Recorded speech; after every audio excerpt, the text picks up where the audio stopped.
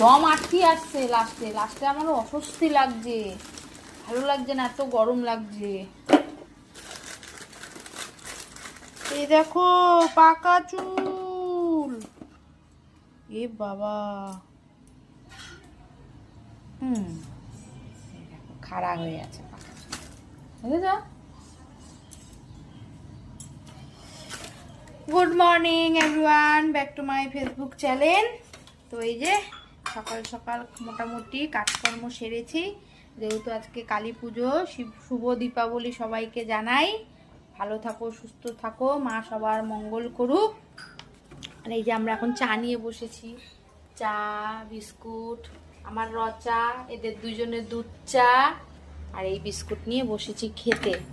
আজকে চা বিস্কুটটা খাবো। আজকে এখনো পুজো দিইনি, কারণ একটু দেরি করে দেব, একেবারেই দেব, ওই জন্য মোটামুটি সব কাজকর্ম কমপ্লিট। এদিকে রান্না বান্নাটা একটু কমপ্লিট করে নিই, তারপর স্নান করে তোমাদের দাদাভাই যাবে ফুল আনতে, একটু মিষ্টি আনতে। তারপরে তো এই যে তো বসেছি এখন চাটা খেতে, বিস্কুট মুড়ি দিয়ে। জল খেয়েছো? তাহলে যে লোকটা প্রতিদিন এরকম করে, জল খায় না, ফট করে চা খেয়ে নেয়। রোজ এক জিনিস কাকে বলতে ভালো লাগে বলো? জল খেলে পেটটা ভরে যাবে, ওই জন্যে চাটা তখন খেতে হবে না, ওই জন্য জল খাচ্ছি।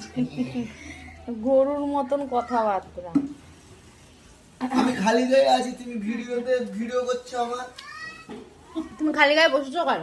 এই রোগা খ্যাংটা কাটির মতো না খেলে এরকম খাওয়া নিয়ে সারাক্ষণ খাওয়া, সামনে খাবার দেবো তো বসেই আছে ফোন নিয়ে এরকম করে।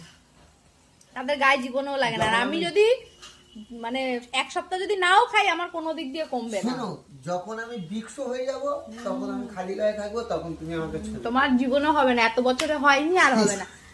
22 বছর ধরে দেখতে পাইনি, আর বাদ বাকি 20 বছর আশা করি না। ও